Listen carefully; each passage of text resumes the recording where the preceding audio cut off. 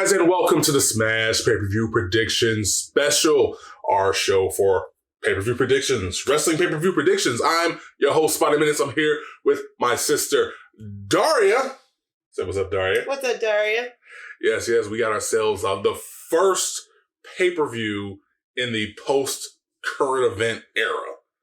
Technically, WrestleMania technically kind of counts, but whatever. But before we get started, y'all know the drill. If you'd like to see the channel continue to grow and thrive, please make sure to subscribe, hit the bell icon because we got content for you every daggone day. Comment down below because we do like to hear from you, our HEELKAIJU faithful, and make sure to like any of the content that you do enjoy. Now, let's get into it.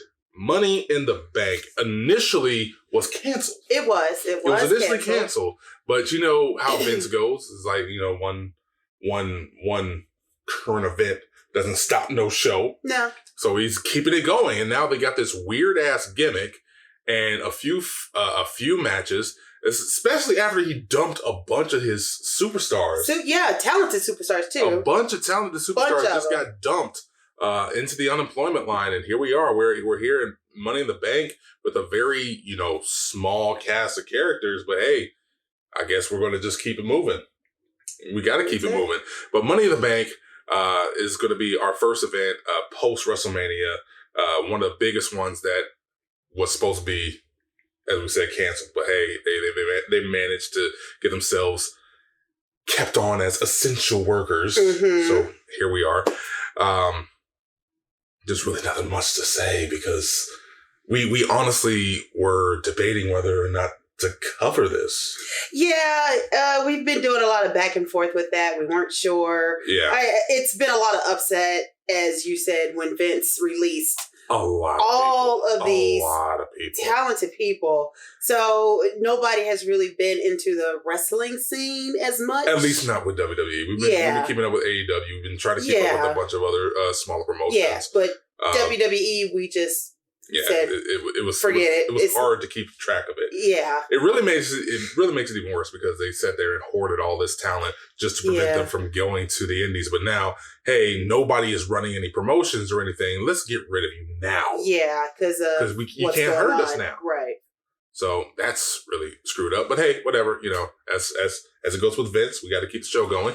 So we will keep it going. We're going to start off our Money in the Bank coverage with what might be the first match of the night. Now, I believe it was Jimmy Uso who just got injured, and I think he's going to be out for a few months. So, what did he injure? I think it was like a leg injury or something. Ooh, yeah, it's not good, and like it seems weird that with all of this going on, it almost feels like they're really relying heavily on the stalwart talent, their standouts.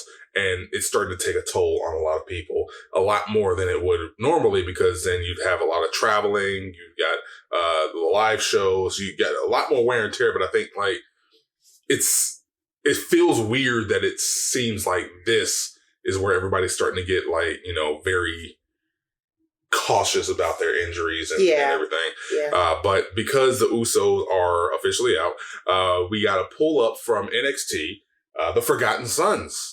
So we have a fatal 4-way tag team match for the WWE SmackDown Tag Team Championships. We have the champions, the New Day, Big E and Kofi Kingston, versus Miz and Morrison, versus the Forgotten Sons, Cutler and Blake, because I don't think Jackson Riker is actually going to be in. He's going to be involved, match, but I don't think he's going to be in the match. Okay. And the Lucha House Party, who is still around. Yeah, and whatever they're doing with them, which again, waste of talent. I mean, yeah, because like I love Grand Metal League, I love Lince Dorado. Yeah, but like it always feels like, hey, we need somebody to just fill in, the blanks here and there. Let's just throw a Lucha House Party in there, and it always feels like they're an afterthought. Yeah, and they shouldn't be, but they really shouldn't be because they're incredibly talented. But we have the fatal 4-way between these people. New Day managed to get the titles back for their 8th title reign. 8th title reign. Thank you for that. You're very welcome. I had to do that. I love that. Thank you so much. You're very welcome. But Big E managed to get the titles back from Miz and Morrison, didn't he? When they did. Okay, so at WrestleMania, we had a ladder match with only one participant from each team, triple threat. A dumbass match, but okay. It was weird. Yeah. It was weird. But Miz and Morrison retained in a very weird way. Now, then we go to a SmackDown, and it's a triple threat match in the same way, but it was the participants who weren't involved in the ladder match who all were involved in this triple threat match. And it wasn't a ladder match. It was just a regular ass match, which probably, should have been a regular ass match at WrestleMania, but it's whatever. Big E wins. New Day gets it back. And here we are. Everybody wants the titles again. I'm cool with that. I don't care. Sure. You're just like, sure. Let's just jump right into it. Daria, who do you have?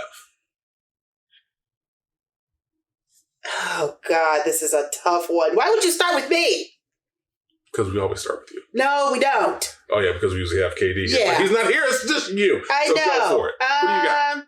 I kind of want New Day to retain. I don't know if they will.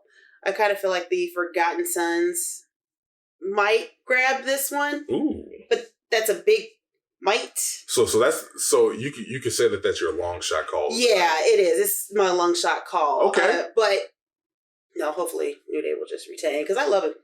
I know they don't need it, but I love them with the titles. I mean, like, if anything, if anybody should take titles off of the New Day, it really should be people like the Usos. But since they're going to be out for a while, and I don't see them holding on to the titles for that much longer, because as you said, they don't need it. Yeah, they absolutely don't need it in terms of like trying to keep them relevant within the company. Yeah. So I think I got the New Day for this.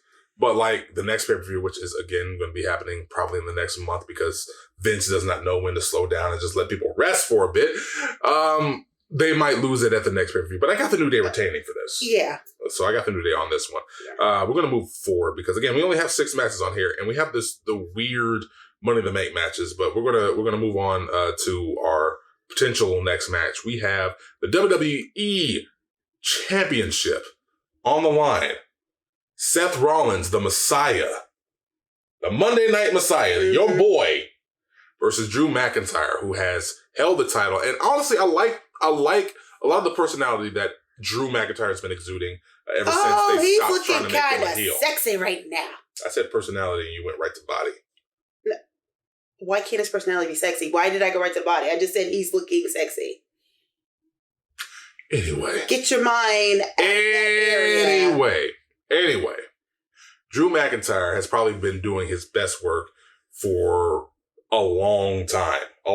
He's been very personal. I actually enjoy watching him on the screen. Yeah. Even without the crowd, he's been finding a way to maintain a presence that keeps me engaged. Yes. Without making it feel like he's being a cartoon or a caricature of what we think Vince would like out of him. Yeah. Like he feels like he's himself. And that means it's quirky, it's dorky, it's fun, and I enjoy it. Like he's a big, like, come on now, he's a big dork. Yeah, he's kind of a big dork right now. Yes. And I like it. And Seth Rollins has been very brooding.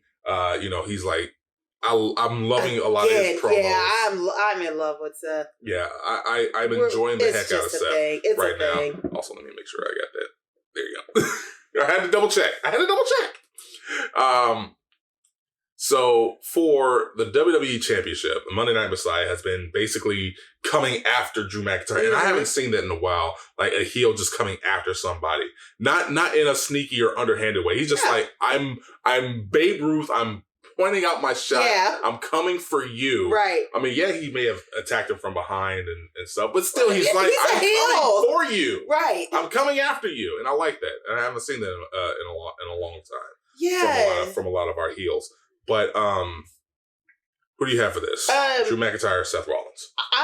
God damn, this one is really exciting. Okay. I am literally excited about this match because the dynamic between these two have just been so awesome to see. Okay. So it's kind of hard to be like, God, I can go for Seth, but I can also go for Drew. Like, what do you do? Yeah. I guess in this case, I'm going to stick with Drew retaining. Okay. Because I see this developing further. Oh yeah, so it really wouldn't make sense for Seth to have the title right now, because then it would be no reason for him to continue the chase. Right. Okay. So I'm going to say Drew for this one. This would technically be Drew's second title defense because he had that weird one on Monday Night Raw after WrestleMania with Big Show, which was for whatever. Again, it was whatever. Like they're really struggling to try to keep these storylines going with the small roster that they have right now. But honestly, like, it's not the worst thing, so I'm not hating it too much. Because again, Drew McIntyre has been doing a great job. He's basically their MVP right now, in my opinion. I don't see Drew losing it this quickly. No, I don't either. I see Drew holding on to it till at least SummerSlam. I can see that too. Yeah, it depends on what they're doing for SummerSlam, but I see it hold on until SummerSlam. Yeah, and that's a few more months from now. So yeah. So I got him holding on to that, and because of that, I don't see Seth Rollins getting the win. Seth has been doing some great work. Whenever he's a heel, he's been kind of sort of off and on a little bit, because like remember back in the day when he had his J&J security and all of them. Oh yeah, and it was and Corporate Kane, and it was kind of whack. Yeah. Then he went back to face. He put on some great matches, and now he's right back to, being a shit heel. But it always feels like this form of heel for him, where he feels like he has a purpose versus just feeling like he's some kind of chosen one, handpicked by WWE corporate. This feels much better for him, like a better fit for him. Yeah. So I like where Seth is going with this. I like the Messiah stuff. Even though I think he needs more disciples. Pull some people up. Give him a bigger following, because like make it work in a way where if Seth doesn't win, he still doesn't lose anything. Right. And give him a bigger following. And I think that you got something really good with Seth Rollins as the Messiah with a bunch of disciples behind him. And to agree with you and what you're saying, I really hope they go with that, because that would just really be like, yo, what the hell? I mean, like, they're all in the same house right now. It's not like you have to literally pull somebody up and say, hey, you're now a main roster talent for good. Right. You could be like, hey, he's tainting NXT because he's in the same vicinity as where we're shooting NXT. Right. And then once all of this stuff is said and done, they can drop right back off to NXT without having to be, completely pulled up. Right. And I think that will work out with him. But I got Drew McIntyre for this. I think he's going to retain the title. And then we're going to move on to, I don't know how to explain this. I don't know how to speak about this. But we got Bayley versus Tamina for the SmackDown Women's Championship. The champion Bayley versus Tamina, who made her return. Surprisingly, a face in this regard. Wasn't expecting that.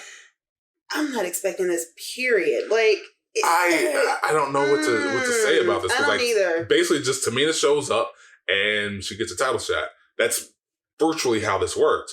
There's no big thing that she accomplished to get there. I mean, like, she's had matches that got number one contendership tied to it, but it never really felt like it was. Yeah, and even with those contender matches, they still just drop it off. This feels lackluster. Yeah, like, it feels lackluster. It just seems like, again, to be. another waste of talent. They just throw Tamina in as a filler. Yeah. Like, we can't have anybody else. Nia Jax is injured. Go for it. Nia Jax is back, but she's I know she's back, right. But still, it's like when you were discussing in previous or contender matches for Tamina. Yeah, it was just like, there you go, just because it was like, hey, here's Naomi, here's Lacey Evans, here's a bunch of other stars, and then here's Tamina, and it's like, okay, well, I guess it's Tamina's turn. Pull her up. That's how it feels. Yeah, that's how it feels. So let's not, I love this word, belabor, but let's not belabor the point. Go for it, Bayley versus Tamina. This match, I don't even know what the purpose is. I mean, it's for the title, right? But it's nothing with it. Yeah, I mean, yeah. You basically just have a titles match just to have a titles match is what I'm feeling on this card. And that's it. Yeah. Besides the tag team. That's how it feels. Yeah. Besides the tag team and the other match, it just feels like, oh, we don't have a women's title. Let's just go ahead and throw one on there. So Bayley. The only thing that's actually kind of interesting about this match is the way Bayley and Sasha. I'm more interested in Bayley Sasha Banks, who is not in this match, than I am Bayley Tamina. Because there's no major chemistry with Bayley and Tamina right now. There's no animosity. There's no actual character growth. It's just Tamina's there, and that's a challenger. Yeah. And sometimes that can work with a lot of your wrestlers. Even though, wrestling is about telling story and having a lot of chemistry. Mm-hmm. But sometimes that can work by surprising you. this might be a surprise. We might see something out of Tamina that we haven't seen before. We'll see, but right now, the biggest storyline is more Bayley and Sasha Banks. It is. And they're slowly fracturing friendship. Yeah. And as a result, I don't see how that can continue to be a story told with any actual character growth if the title isn't still around Bayley's waist. Right. And because of that, I got Bayley retaining. We go down to our last championship match on here, which is by far the most interesting match on the card. We have Braun Strowman, the champion, the Universal Champion, versus Bray Wyatt. Now, let's tell this is a history going back here. Yeah. We have Bray Wyatt, the leader of this cadre of like freaks, basically. Yeah. Luke Harper, Eric Rowan, and Braun Strowman. Yes. Braun Strowman debuts. I remember laughing my ass off because for some reason the way that they had him take that mask off, it looks like a little child's face with a beard drawn on. It was funny as hell to me at the time. But I didn't expect Braun Strowman to become Braun Strowman. I thought, okay, he's a big guy. And of course, Vince loves big guys, but like, where is he? But he's shown an immense amount of talent, great personality, and he's just been this undeniable monster. And he's finally able to run with it. Yes. And we have Bray Wyatt, who has been given chance after chance. Well, not really chance after chance, because like they continued to squander these chances. Because every time he got popular, every time he had an interesting storyline. Yeah, they did. They end up having him lose his feuds at pay-per-views. Yeah, like what the fuck did they do with the championship with Goldberg? That was some straight bullshit. Oh yeah, they took the championship off of Bray Wyatt just to. I mean, the initial plan was Roman Reigns. Roman Reigns is not going to show up because he's, still recovering from leukemia, and he's a vulnerable person here. Right. So then we have Braun Strowman. Braun Strowman takes the title off, and now Bray Wyatt is here, and it feels kind of weird because like Bray had a great match against John Cena at WrestleMania. One of the best segments I think I would have say in the history of wrestling. Yeah. But the problem is, leading up to it, he goes, "I lost my title." Well, I guess I'm looking at John now. It was a great thing that they did together, but now it's like, okay, John's gone. I guess I get the title back. Yeah. And it feels that's where we're at right now. It's no cohesiveness. But there's a lot of history there with the Wyatt family, Bray Wyatt.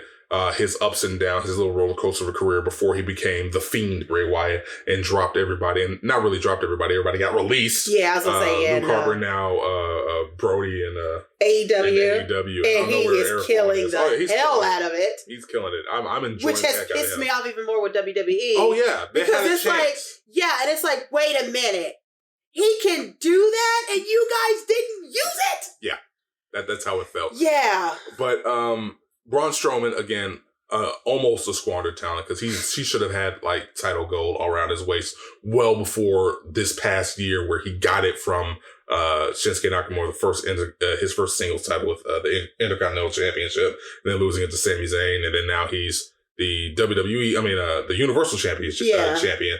And this is, as I said, it's just interesting. Yeah. It's just incredibly interesting, and I don't know where they're going with it. I don't know. I'm kind of excited for this match, though. I mean, although it was a shit show as to how we got here, I'm just kind of excited because the promos have been great. Yeah, the promos have actually been pretty great. Yeah, the setups have been great. The way that they harken back to previous storylines has been perfect. The same way that they did it for John Cena. I'm expecting the same thing from Bray Wyatt. I need a lot of theatrics for this.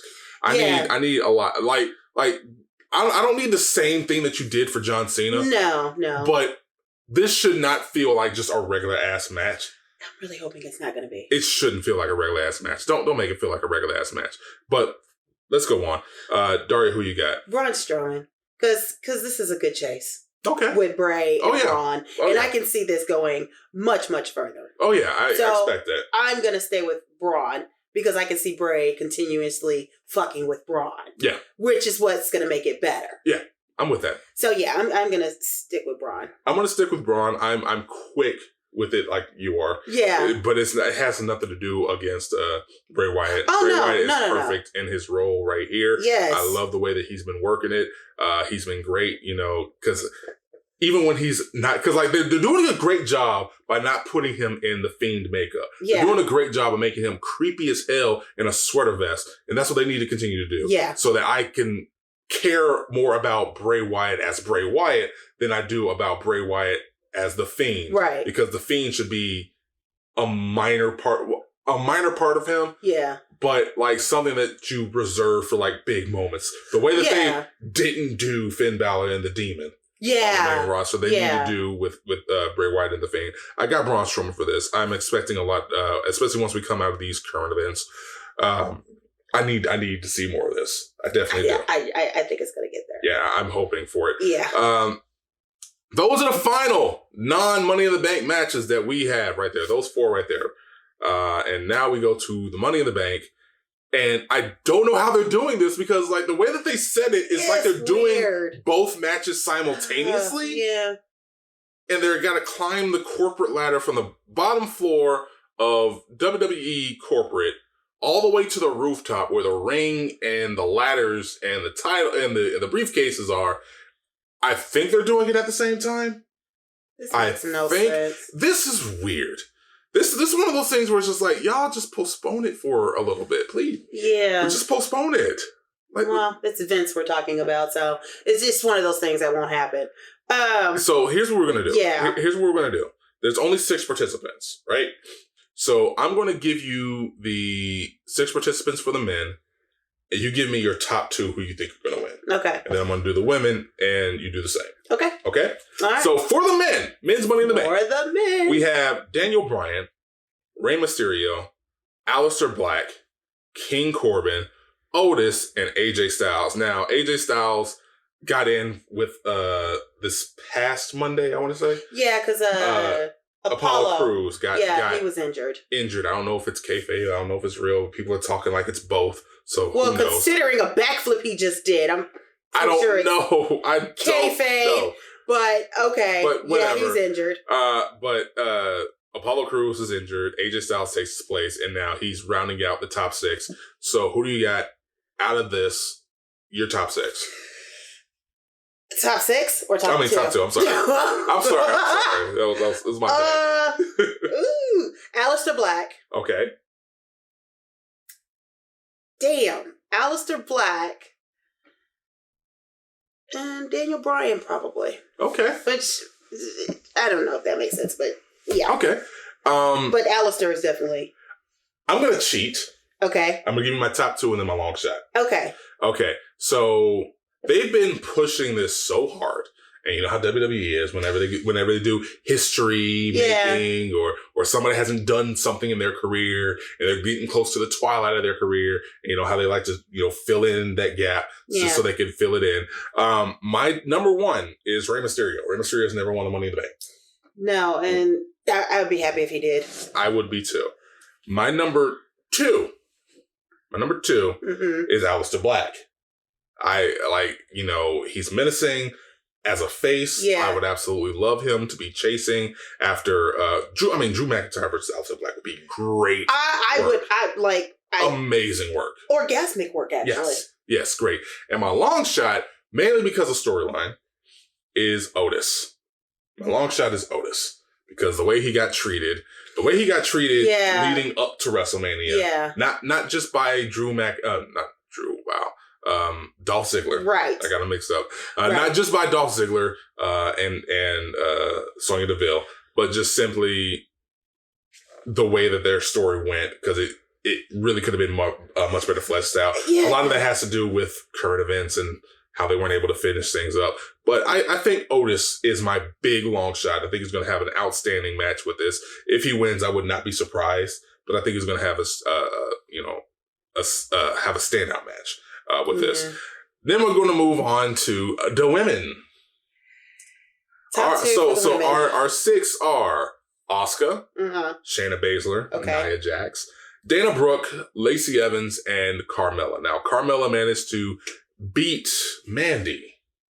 For the match. That was because Sonya Deville interfered and got herself involved. Carmella gets in. Also, Asuka, Shayna, and Nia Jax even without this, I expect some kind of program for these three. Yeah, I do too. Because they really have been putting in some work together. Yeah. I think Nia's doing a little bit better with these two.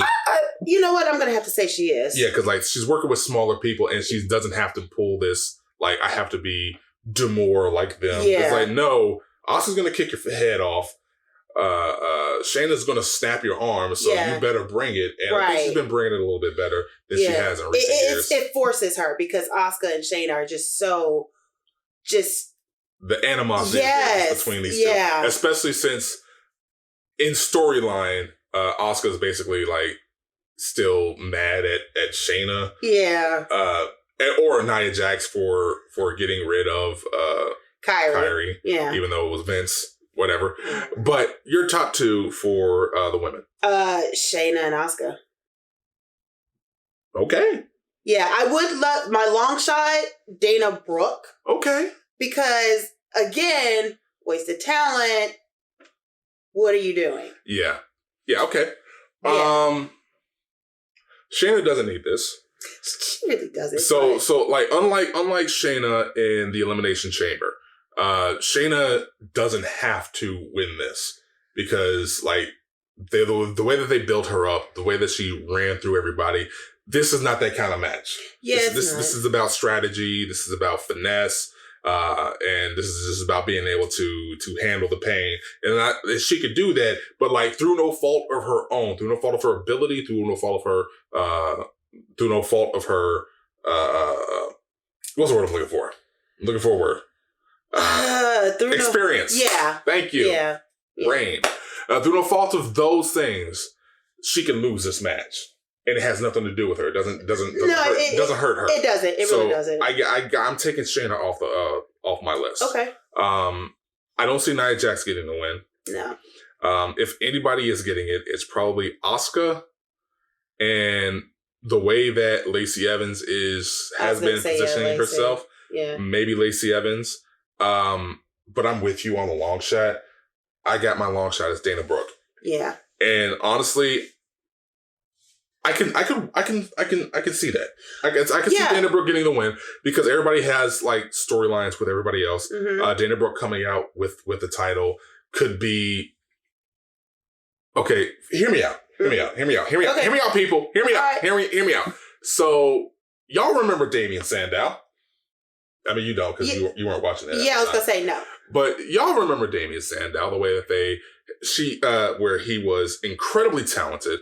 Great on the mic, and they gave him the briefcase. They even let him customize the briefcase to be a leather satchel, like a leather briefcase. Okay. It was great work. And then he goes up against John Cena and gets his knees cut from under him. What the fuck?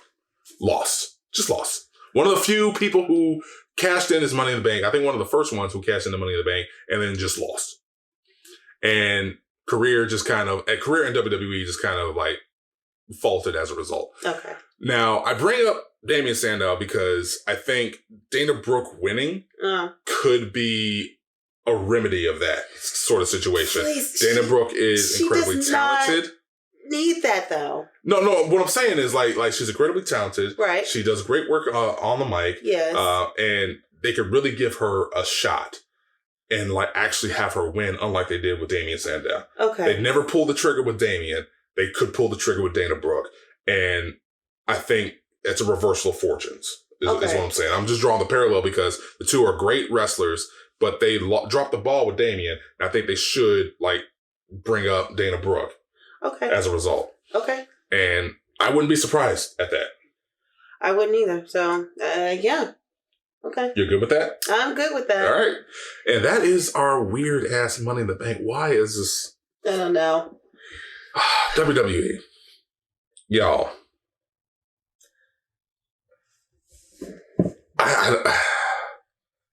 I'm mad at the dropping of the ball when it came to all the talent. I'm mad at the way that y'all been handling your video games. You've got a bunch of talent right here. Y'all need to be doing right by them. Yeah. And this is not just storylines. I'm talking about like business. Y'all need to do right by them. And I hope that something pushes you to do so. I hope so too, because God, dog, yeah. Anyway, those are our picks for Money in the Bank happening this Sunday. If you agree with us or disagree with us, if you have your own little fantasy booking, please go ahead and comment down below. Make sure to let us know what you think, because we do like to hear from you. And also, I hope you guys are having a great day, because this is sometimes these days just kind of they're starting to run together and everything. But we hope you all are having a great time out there, are able to feel fulfilled right now. That's the big thing. Yeah, with current events. With current events going on. So until then, we'll catch y'all later. Deuces. Bye.